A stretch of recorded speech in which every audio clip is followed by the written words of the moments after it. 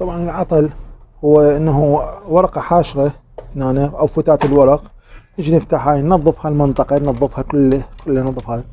الحساس صاير هنا طبعا، اذا اشوفكم الحساس صاير هنا، فهناك الموتور. طبعا هو هذا العطل يجي مزدوج، يعني مو واحد. لو انه مثلا ورق حاشر موجود هنا طلع هذا ما تو ورق كذا هذا طفو وتعيد. اذا ظل العطل نفسه، اذا يعني اكو قطع هنا عندك الموتور موجود هنا يشغل الرولة، ما تسمع حس الربع ما تشتغل.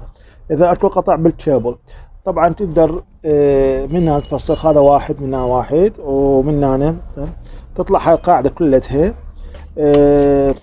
اشوفكم شلون صلحت العطل. من هنا اكو هنا ضفيرة تجي تلقاها بالظهر، ورا ما تفتح هذا تلقاها هنا بالظهر، تفتح ضفيرة فتلقى بها قطع بالكيبل. مجرد انه حار وبارد للموتور هي واصل له، هو عطل موتور ما دي يشتغل الموتور بصورة صحيحة، فحار وبارد رجع نوصل القطعة العطلانة نلحمها، قطعة توصيلة نسوي لها.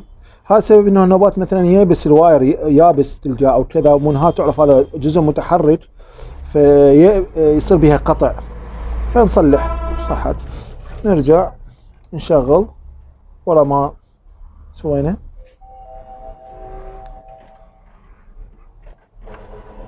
تلاحظون اشتغلت بصورة طبيعية، وصوت الماكينة الفيدر دي يشتغل الموتور. تحياتي.